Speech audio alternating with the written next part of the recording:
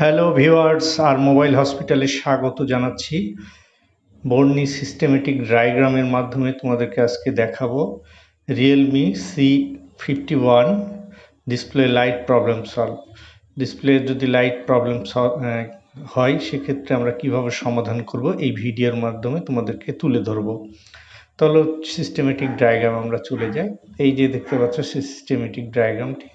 তো সিস্টেমেটিক ডায়াগ্রামে মূলত যদি আমাদের ডিসপ্লে লাইট সমস্যার সমাধান আসে তো কীভাবে সমাধান করব, চলো আমরা স্টেপ বাই স্টেপ একটার পর একটা দেখে নিই কীভাবে এই সমস্যাটার সমাধান করা যায় এবং কি ফলটা কীভাবে সহজে ফাইন্ডিং করা যায়। তো এখানে যে কানেক্টরটা দেখতে পাচ্ছ আমাদের P2P যে কানেক্টর থাকে আমাদের ডিসপ্লের যে কানেক্টর, তো এই কানেক্টরে দেখো যে আমাদের কয়েকটা ট্র্যাক চলে আসছে, একটা হলুদ ট্র্যাক, একটা পিঙ্ক কালার এবং একটি বেগুনি, তিনটি কালারের ট্র্যাক আসছে। এই ট্র্যাক তিনটি মূলত কি ট্র্যাক, একটা হচ্ছে PMA পাওয়ার এবং এলইডি ক্যাথোড, এলইডি অ্যাথোড, এই তিনটা কানেকশন। সেটা কোথায় থেকে আসছে, আমাদের চার্জিং আইসি থেকে দুটো এবং ডায়োড থেকে একটা কানেকশন আসছে। তো এই তিনটা কানেকশন আমাদের খুবই গুরুত্বপূর্ণ। ডায়োড থেকে যে ভোল্টেজটা আসছে 3.7 যে ভোল্টেজটা থাকে, ডায়োডের এক প্রান্তে 4.2 থাকলে যদি থাকে সেক্ষেত্রে একটু ভোল্টেজ কম থাকবে, তার অপর প্রান্তটা পজিটিভ সাইডটা। তো যাই হোক, আমাদের এই তিনটা কানেকশন আলোচনা করার আগে যেটা আমাদেরকে আলোচনা করতে হবে যে আমাদের লাইট আইসিকে যে পরিচালনা করে যে ভোল্টেজটার মাধ্যমে, সেই ভোল্টেজটা কোথায় থেকে আসে। তো আমাদের এই ভোল্টেজটা আসে কোথায় থেকে, সাধারণত চার্জিং আইসি থেকে, যেটা ভিপিএস পাওয়ার আমরা বলে থাকি সেটা। তো চলো আমরা ভিপিএস পাওয়ারটা আমাদের কোথায় থেকে আসছে একটু ক্লিয়ার করে দেখে নিই। এই যে আমাদের যে চার্জিং আইসিটা দেখতে পাচ্ছ, এই চার্জিং আইসি থেকে আমাদের ভিপিএস পাওয়ারটা আসছে কত, 4.2 থেকে 3.7 থেকে 4.2, এর মধ্যেই ভোল্টেজটা এখান থেকে পাওয়া যায়। তো আমরা এই ভোল্টেজটা সরাসরি আমাদের ভিপিএস পাওয়ারটা চার্জিং আইসি থেকে আসার পর আমাদের এসে সরাসরি কোথায় ঢুকছে চলো আমরা দেখে নিই। তো এই ভোল্টেজগুলো কিন্তু খুব গুরুত্বপূর্ণ সহকারে আমাদেরকে মেপে দেখতে হবে যে কোথায় মিসিংটা হচ্ছে। তো এই ভোল্টেজটা তো সাধারণত কোথায় আসে, এই যে আমাদের যে লাইট আইসি দেখতে পাচ্ছ, লাইট আইসির যে নিচের দিকটা পিন আছে, তো এই ওপরে যে ট্র্যাকটি আসলো, এই ট্র্যাকে দেখো এখানে ছোট্ট কালো একটা রেজিস্টারের মাধ্যম হয়ে এখানে সরাসরি এক নম্বর ডান পাশের যে ফার্স্ট পিনে এসে ঢুকলো এবং এখান থেকে একটা বুস্ট কয়েল আছে, বুস্ট কয়েলের মাধ্যম হয়ে এই পারে আবার লাইনটা বেরিয়ে এখানে দেখো যে ডায়োডের মাইনাস প্রান্তে এসে ঢুকলো এবং আইসির ফার্স্ট পিন, বাম থেকে ফার্স্ট পিনে এসে ঢুকলো। তাহলে এখানে ভিপিএস পাওয়ারটা আসলো যে লাইট এসির নিচের তিনটি পিন আছে, তিনটি পিনের 1 নম্বর এবং 3 নম্বর পিনে এসে এই ভোল্টেজটা প্রবেশ করলো। ঠিক আছে, এ পর্যন্ত আমরা বুঝে নিলাম। তাহলে বাকি আর তিনটি কানেকশন, সেই তিনটি কানেকশন নিয়ে আমরা আলোচনা করব। তো এখানে দেখো যে আমাদের এখানে যে আর নিচের যে মিডিলে একটা কানেকশন আছে, সেখানে পিএম একটু ভোল্টেজ যায়, সেটা হচ্ছে 2 ভোল্টেজ। সেই ভোল্টেজটা হচ্ছে পাওয়ার আইসি থেকে আমাদের চার্জিং ডিসপ্লে যে কানেক্টর আছে, ডিসপ্লে কানেক্টরের মাধ্যম হয়ে এইটা ডিসপ্লে লাগানো অবস্থায় ভোল্টেজটা আবার এখান থেকে সিরিজের মতো কাজ হয়। তো এখান থেকে ভোল্টেজটি আবার সরাসরি আমাদের কোথায়, এখানে যে নিচের যে তিনটি পিন আছে তার মধ্যে মিডিলের যে পিনটি আছে ওই পিনে সেই ভোল্টেজটা এখান থেকে যায়।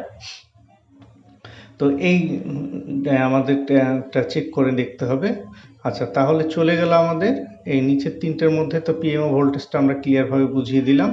এখন দুটো যে কানেকশন থাকলো সেটা হচ্ছে এই যে ডায়োডের মাইনাস এবং প্লাস প্রান্ত, মাইনাস প্রান্তে তো আমাদের ভিপিএস ভোল্টেজটা একটা ইন হয়েছে এবং যেটা প্লাস প্রান্ত সেটার থেকে দেখো এখান থেকে এই যে তীরের মাধ্যমে আমি দেখিয়ে দিলাম, এটা হচ্ছে অ্যাথোড লাইন।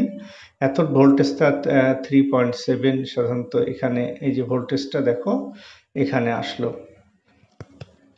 আমাদের ভিপিএস পাওয়ার ভোল্টেজটি মাইনাস এসে ঢুকছে এবং প্লাস প্রান্তর অপর প্রান্তে ভোল্টেজটা একটু ড্রপ হয় যখন ভোল্টেজটা ডায়োডের এক প্রান্তে যদি 3 থাকে তাহলে অপর প্রান্তে একটু 2.9 কিংবা 8 এরকম থাকে, বা যদি 4 থাকে তাহলে অপর প্রান্তে দেখা 3.78 এরকম ভোল্টেজটা থাকবে, মানে একটু 2-3 পয়েন্ট কম ভোল্টেজ দেখা দিবে। তাহলে আমাদের এটা চলে গেল। এবার ক্যাথোড লাইনটা হচ্ছে ওপর থেকে, যে আমাদের দেখো লাইট আইসির ওপরের যে পিনটি আছে, উপরের ডান পাশের 1 নম্বর পিন থেকে একটা কানেকশন আসছে, সেটা হচ্ছে ক্যাথোড। এই বেগুনের কালারের যে ক্যাথোড লাইনটা, এই ক্যাথোড লাইনটা আসলো আমাদের এই ডিসপ্লে কানেক্টরে। তো এই যে কানেকশনগুলো প্রত্যেকটা দেখতে পাচ্ছ, প্রত্যেকটা কানেকশনের ভোল্টেজ একটা একটা করে আমাদেরকে মেপে দেখতে হবে।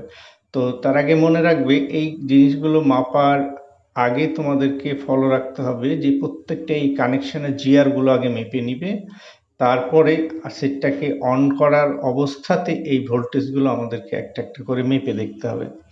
আচ্ছা, এই ভোল্টেজগুলো মাপার পর যদি মনে হয় যে কোনো জায়গায় ফল্ট হচ্ছে, সেক্ষেত্রে সেই জায়গাটার সমস্যার সমাধানটা করতে হবে।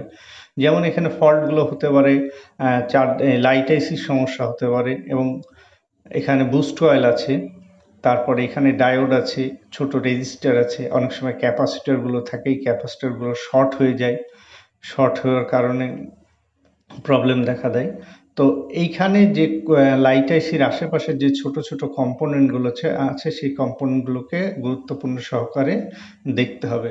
যে এখানে লাইট আইসির পাশে আদার্স যে কম্পোনেন্টগুলো কাজ করে থাকে লাইট সেকশনের জন্য, সেটা হচ্ছে ছোট রেজিস্টার এবং ডায়োড এবং বুস্ট কয়েল। তো মানে মূলত লাইট সেকশনের বেশিরভাগ খারাপ হয়, বুস্ট কয়েলটাই দেখা যায় যে খারাপ হয়, আর আদার্সগুলো সাধারণত খুব কম। লাইট আইসি তো খুব কম কাটে, তো অনেক সময় খারাপ হলেও তো ওটাকে উঠিয়ে রিবলিং করে দিলে সাধারণত হয়ে যায়। তো এই কম্পোনেন্টগুলো এখানে গুরুত্বপূর্ণ সহকারে আমরা মেপে দেখব যে কোনো কম্পোনেন্ট খারাপ হয়েছে কিনা। যদি খারাপ হয় সেক্ষেত্রে আমাদেরকে চেঞ্জ করে দিতে হবে। তাই কম্পোনেন্টগুলো খুবই গুরুত্বপূর্ণ ভূমিকা পালন করে। তাহলে আমাদের পয়েন্টটা হচ্ছে আমাদের পাওয়া যে ভিপিএস পাওয়ারটা চার্জিং আইসি থেকে মূলত ঠিকঠাক আসছে কিনা এটা দেখতে হবে, এবং লাইট আইসি থেকে যে 3টি কানেকশান আমাদের এখানে আছে, এখানে একটা পিএমও আছে, এবং এখানে যে অ্যাথোড ডায়োডের পাশে থেকে যেটা প্লাস প্রান্তে যেটা অ্যাথোড লাইন, এবং লাইট আইসির উপরের যে 1 নম্বর পিনে যে ক্যাথোড লাইন, এই লাইনগুলোকে একটা একটা করে মেপে আমাদেরকে দেখতে হবে। প্রতিটাই গুরুত্বপূর্ণ এখানে কানেকশান। তো আমার ভিডিওটা একটু বড় হয়ে গেল। তো যদি ভিডিও বড় না হয় সেক্ষেত্রে মানে পুরোটা বুঝিয়ে বলা সম্ভব হয় না। তো সবাইকে অসংখ্য ধন্যবাদ জানাচ্ছি আমার ভিডিওটা দেখার জন্য, আর আমি এই ধরনের ভিডিও আপলোড করে থাকি। আজকের মতো সবাইকে ধন্যবাদ জানিয়ে ভিডিওটা আমি এখানেই শেষ করছি। অসংখ্য ধন্যবাদ সবাইকে।